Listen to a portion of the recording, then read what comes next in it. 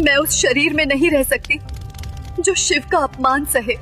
और उन्होंने यज्ञ की अग्नि में कूदकर अपने प्राण त्याग दिए। जब शिव को पता चला, उनका दुख असीम था। उन्होंने सती के शव को कंधे पर उठाया और तांडव नृत्य शुरू कर दिया। विनाश का नृत्य, क्रोध का नृत्य, दुख का नृत्य। पूरा ब्रह्मांड कांपने लगा, पृथ्वी टूटने लगी, आकाश फटने लगा। तब भगवान विष्णु ने अपना सुदर्शन चक्र चलाया और सती के शरीर को 51 भागों में काट दिया। जहां जहां सती के अंग गिरे वहां शक्तिपीठ बन गए। कामाख्या, कालीघाट, वैष्णो देवी, सब शक्तिपीठ। शिव शांत हो गए, लेकिन टूट गए। वे कैलाश पर चले गए, ध्यान में बैठ गए, संसार से विरक्त हो गए। हजारों साल बीत गए, लेकिन शिव ध्यान में ही रहे, आंखें बंद, दुनिया से कटे हुए। लेकिन सती ने फिर से जन्म लिया। इस बार नाम था पार्वती। पार्वती हिमालय राजा हिमवान और रानी मैनावती की पुत्री थी। पार्वती का मतलब ही होता है पर्वत की पुत्री। छोटी उम्र से ही पार्वती को शिव के बारे में सुनने में दिलचस्पी थी।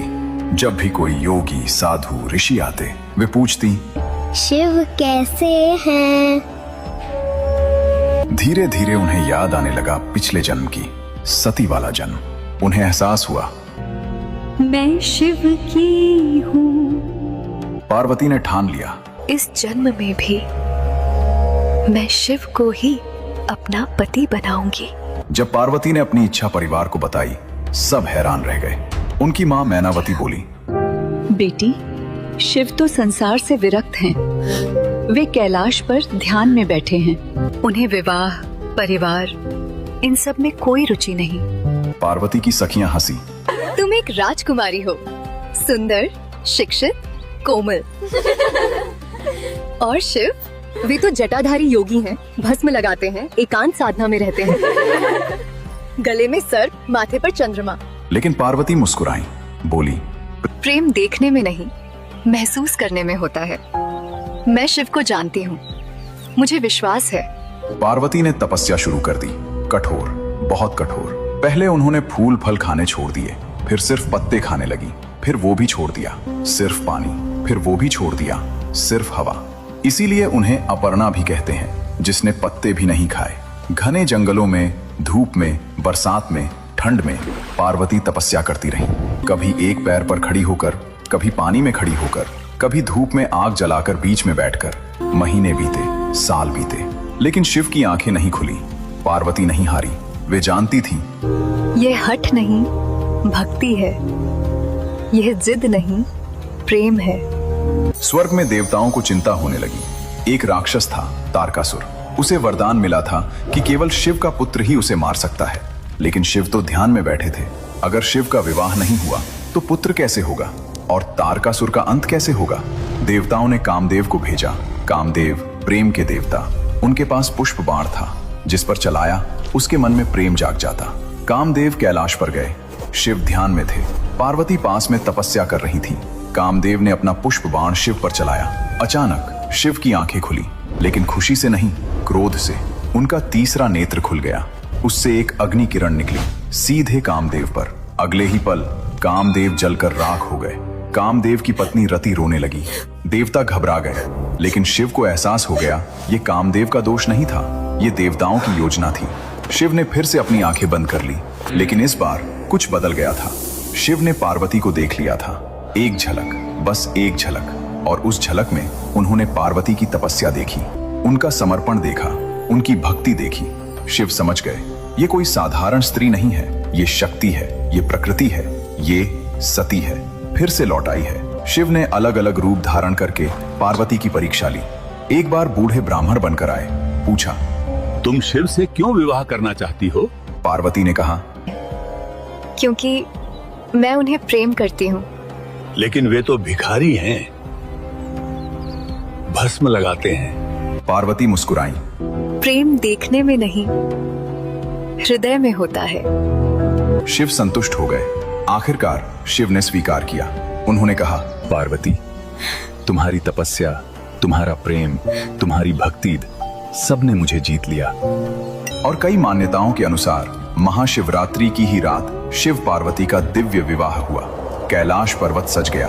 देवताओं ने आकर आशीर्वाद दिया। ब्रह्मा ने विवाह संपन्न कराया। विष्णु ने कन्यादान किया।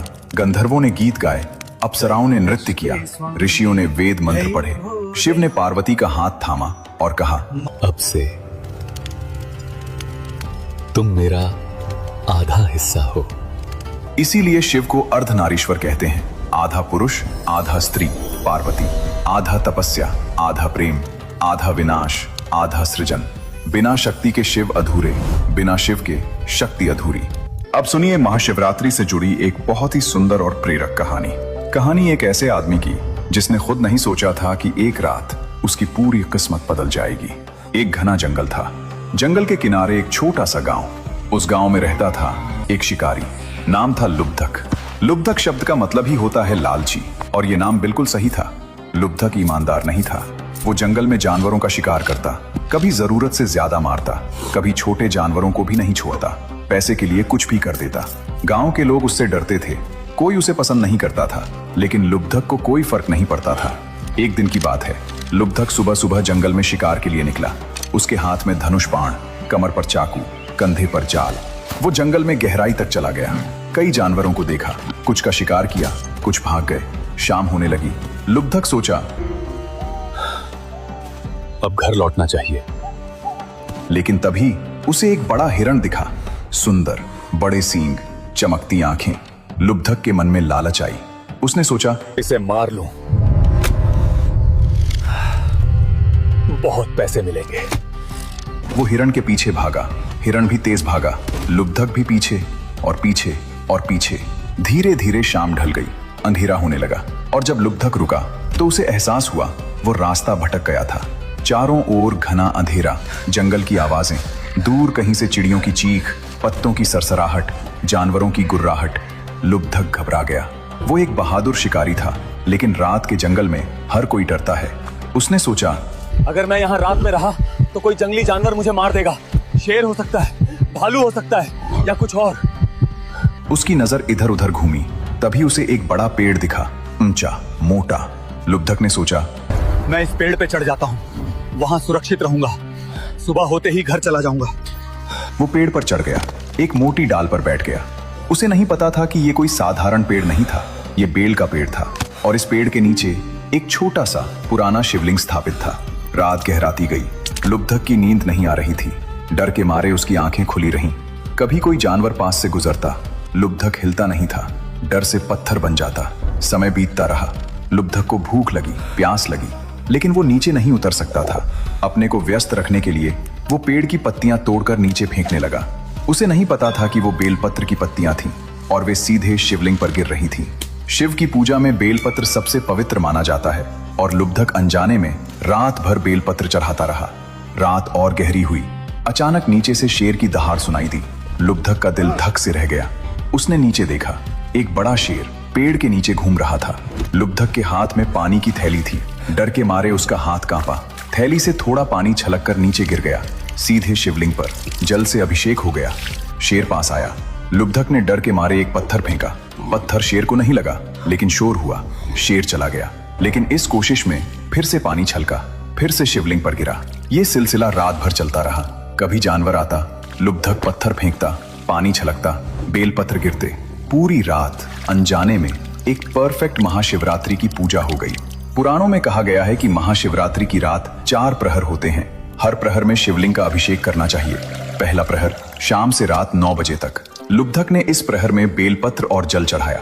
दूसरा प्रहर रात 9 से 12 बजे तक, फिर से बेलपत्र, फिर से जल। तीसरा प्रहर रात 12 से सुबह 3 बजे तक। ये सबसे महत्वपूर्ण प्रहर माना जाता है। इस समय भी लुब्धक जागृत था और पूजा चलती रही। चौथा प्रहर सुबह 3 से 6 बजे तक। जब सुबह की पहली किरण फूटी, तब भी लुब्धक जाग रहा था। पूरी रात जागरण, पूरी रात पूजा, बिना जाने, बिना चाहे, लेकिन पूरी श्रद्धा के साथ, क्योंकि उसका मन सच्चा था। सुबह हुई, सूरज निकला, जंगल में रोशनी फैल गई। लुब्धक ने राहत की सांस ली। वो पेड़ से नीचे उतरा। जैसे ही उसके पैर जमीन पर पड़े, उसे कुछ अलग महसूस हुआ। एक अजीब शांति, एक अनजानी खुशी, एक हल्कापन। उसने इधर उधर देखा, तभी उसकी नजर गई शिवलिंग पर, बेलपत्रों से ढका हुआ, पानी से भीगा हुआ। लुब्धक समझ गया, उसने अनजाने में भगवान की पूजा कर दी थी। पहली बार उसके मन में कुछ बदला। पहली बार उसे अपनी गलतियों का एहसास हुआ। वो घर लौटा, लेकिन अब वो वही लुब्धक नहीं था। घर पहुंचकर लुब्धक ने अपने हथियार रख दिए।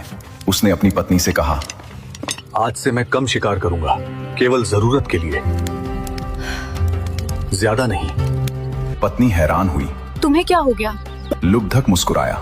मुझे नहीं पता, लेकिन कुछ बदल गया है मेरे भीतर। धीरे धीरे उसका स्वभाव बदलने लगा। क्रोध कम हो गया, लालच कम हो गई। अब वो जानवरों को देखता तो सोचता, ये भी जीव हैं, इनका भी परिवार है। गांव के लोगों ने बदलाव देखा। उन्हें आश्चर्य हुआ। पहले तो उन्हें विश्वास नहीं हुआ, लेकिन धीरे धीरे लोग लुब्धक को सम्मान देने लगे। कई सालों बाद जब लुब्धक की मृत्यु हुई तो कहते हैं कि भगवान के दूत उसे लेने आए। उन्होंने कहा, तुमने महाशिवरात्रि की रात भगवान की पूजा की थी, बेशक अनजाने में, लेकिन तुम्हारा मन साफ था, इसलिए तुम्हें मोक्ष मिलेगा।